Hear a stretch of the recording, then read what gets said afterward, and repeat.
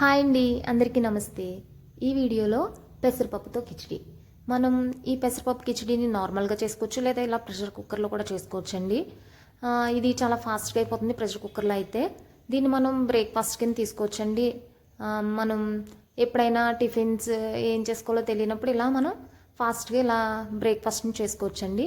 ఇది మళ్ళీ మనకి బాడీకి చాలా చేస్తుంది. దీనికోసం మనం ఒక కప్పు పెసరపప్పుకి అంతే కప్పు బియ్యం తీసుకోవాలండి. ఇలా ఉల్లిపాయ, పచ్చిమిర్చి, టమాటా తరుగు, అదేవిధంగా క్యారెట్, బీన్స్ ఇలా తీసుకుంటున్నామండి. తీసుకున్న తర్వాత ఇది శుభ్రంగా వాష్ చేసుకుని ఒక పావు గంట సేపు నానబెట్టుకోవాలండి బియ్యం, పెసరపప్పు. ఇలా నానబెట్టిన తర్వాత పావు గంట తర్వాత మనం కుక్కర్ పెట్టుకుని అందులో ఒక 3 స్పూన్ల ఆయిల్ వేసుకుని ఇందులో దాల్చిన చెక్క, 2 లవంగాలు, బిర్యానీ ఆకు ఇవి కొంచెం ఫ్రై అయిన తర్వాత ఇందులో ఉల్లిపాయ తరుగు వేసుకొని, పచ్చిమిర్చి, ఉల్లిపాయ తరుగు వేసుకుని ఒకసారి వేయిద్దామండి. కొంచెం కలర్ వచ్చిన తర్వాత ఇందులో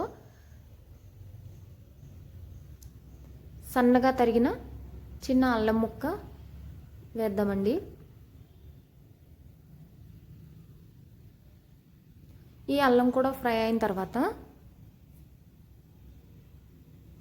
ఇందులో బీన్స్, క్యారెట్ తరుగు వేద్దామండి. ఇలా బీన్స్, క్యారెట్ తరుగు బాగా ఫ్రై అయిన తర్వాత ఒక 3 నిమిషాల పాటు వేయించిన తర్వాత ఇందులో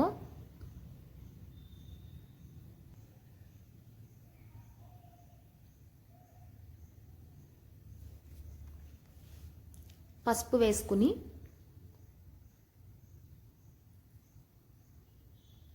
ఒకసారి మొత్తం కలుపుకున్న తర్వాత ఇలా ఇవి బీన్స్, క్యారెట్ ఉడికిన తర్వాత ఇందులో టమాటా తరుగు వేసి 1 నిమిషం పాటు ఒకసారి కలుపుదామండి. ఒకసారి కలుపుకున్న తర్వాత 1 నిమిషం పాటు ఉంచి ఇందులో మనం నానబెట్టిన బియ్యాన్ని వేసేద్దామండి, మొత్తం వాటర్ లేకుండా.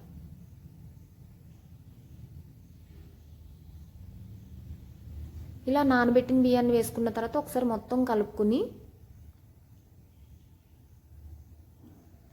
ఇందులో సరిపడా సాల్ట్ వేసుకుని ఒకసారి మళ్ళీ కలుపుకుందామండి.